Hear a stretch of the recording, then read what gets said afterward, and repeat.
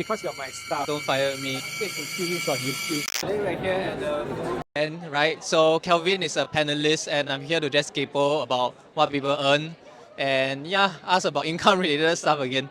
So let's go and find Kelvin.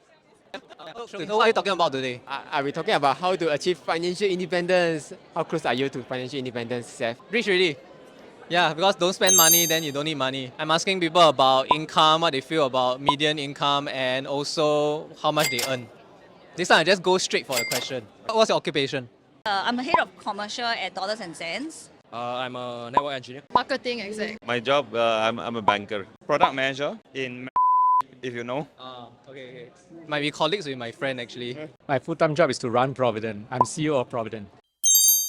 Remember to subscribe to my Telegram if you want to earn more from your credit cards, savings accounts, etc. And more than 19,000 people have already joined. The median income last year was $4,550. What do you think about this figure? It's pretty true in a way. I think that's where most of current graduate actually gain. It's also reported everywhere, even the Straits Times also reported this number. For now, as a living, I think it is safe enough. I think it's able to at least like save up half of it lah. If the person don't have any debts or whatever. I think this figure is probably not that accurate. So don't listen to the so-called survey and all that, because I find that a lot of times the pay gap is quite wide. General masses, probably their salary is a bit lower than the reported one. I think it's low. I think with the affluence in Singapore, I think the salary ranges should go up. But the problem is that we have to add quality jobs. That's what I was telling earlier.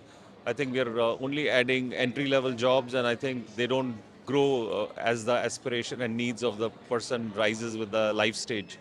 So I think the median should grow. I think it's been stagnating at 3.5, 4 for like last 20 years. I can only say I'm just hesitant because with the rising cost of living in Singapore, 455, I'm a bit iffy whether it's enough for the daily needs of Singaporeans. I guess it depends on what age you are. I think if you are young and you are earning $4,000, I think it's fine because there's that propensity of growth. I think there is still a chance you're going to earn a lot more money. I think it's going to be fine. Although I think increasingly the young people earning this kind of income might find it difficult to live the quality of life that they want to live.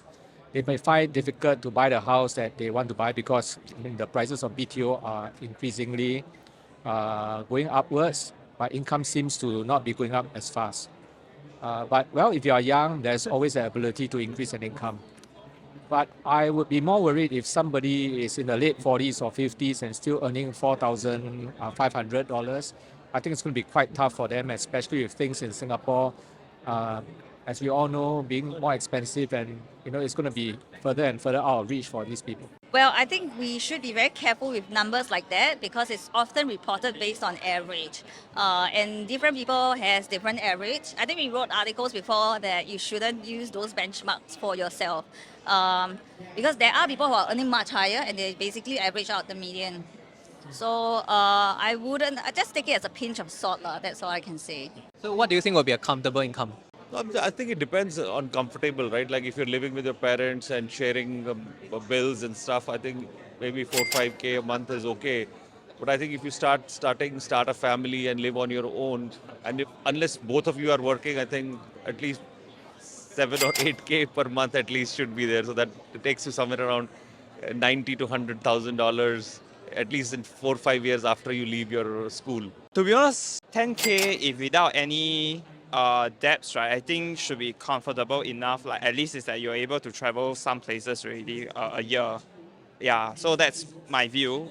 If the you eat normal 炸饭, you don't like over like spending in like restaurant or whatever. I think 10K is like to me is already quite pretty smooth. Maybe about 20K a month would be great. But that's ideal, right? Everyone hopes that we work less and earn more. So yeah, that's my ideal. It's a very tough question because when I first started Provident, I can live with very little. I adjust along the way. But I think if you ask me what is really comfortable, right, that allows me to go for a holiday, that allows me to go to a restaurant without having to think too much, I think earning about 10 to 15,000 a month would be very comfortable. That's provided you keep your other expenses like housing, transportation low. Yeah, but I think 10 to 15,000 for someone is pretty. I think it's pretty comfortable in Singapore.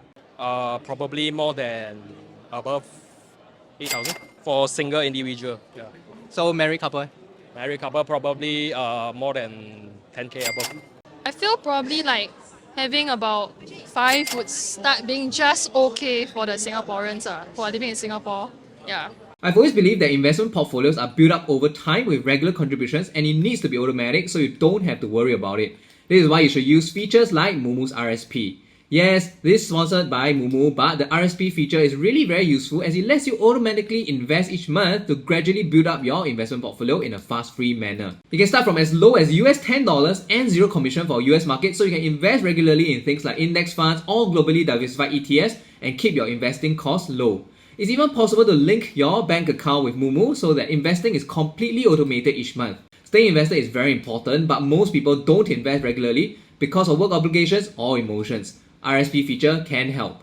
Also, new users get free shares and 6.8% per annum guaranteed returns. Check out the description box for the link and the latest promo. Thanks for signing up and thanks to Mumu for sponsoring this video. About 40% of people I polled say that 5,000 is not enough.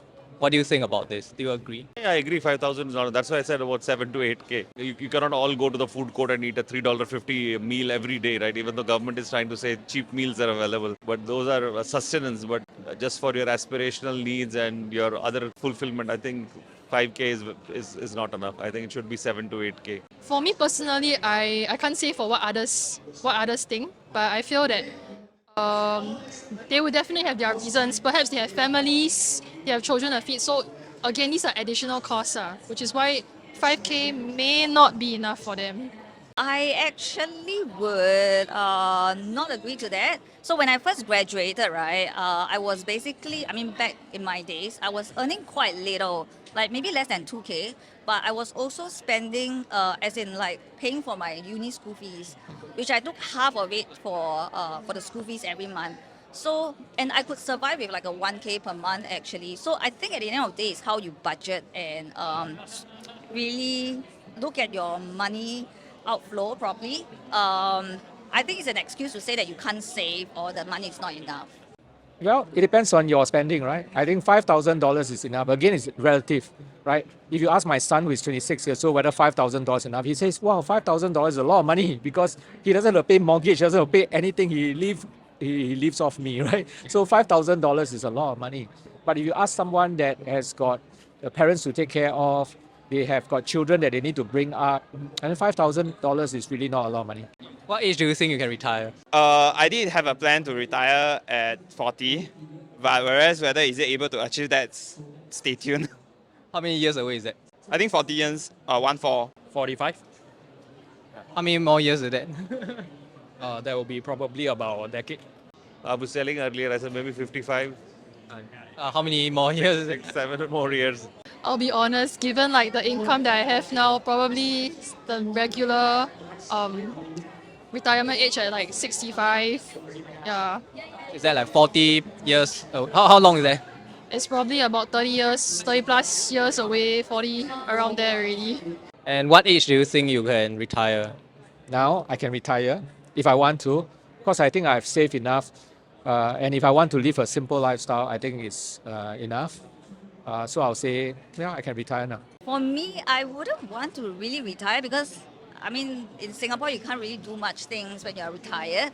I would say maybe by age 50 or 60 will be a nice age to retire, spend some time for yourself and the family. How many more years is it that? That's about 20 more years. Yeah. Yeah, so do you mind sharing your income level? My income level is more than 100K. Okay, and what do you aspire to earn? I would just agree with them. As long as I can have $1 million portfolio, then that's what I aspire to. Not a salary to earn, but to get 6 to 7% return on $1 million portfolio in 5 years. Now, what's your income level? About the range that you mentioned. Around the median range. Yeah.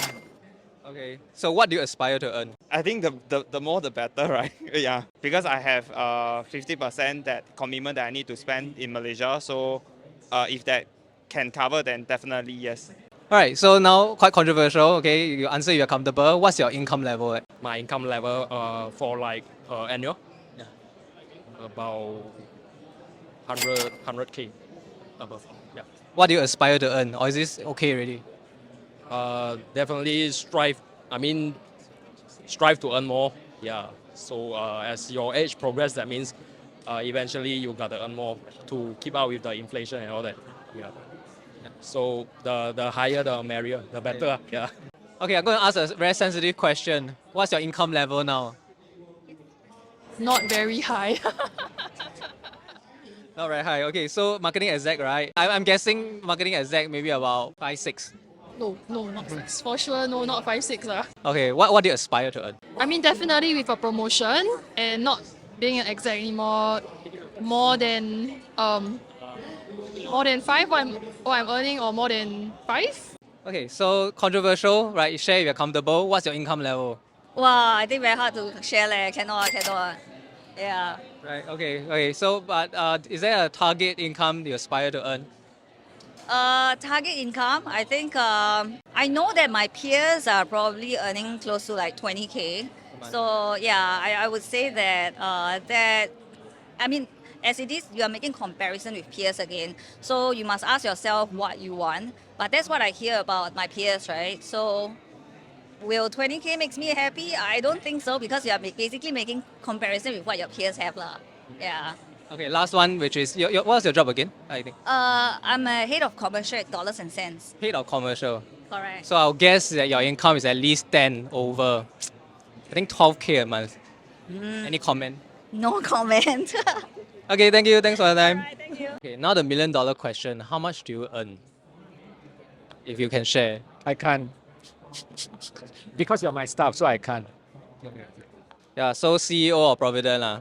I'm guessing 400,000 a year. Just say that I'm an accredited investor. Does that help? I'm guessing $400,000 a year. Okay. It's a good guess. Okay. Good guess. It's a good guess. Good guess. Yeah. Okay. Don't fire me. Yeah. Thank you. I can't wait to see this on YouTube. I can't wait to see this. Bye. I see you. Bye. Okay. So I put my job on the line to interview my boss leh. Your boss is very good at talking. Yeah, it's true. Please drop me a like and subscribe to my Telegram group, and I'll see you in the next video. And my video.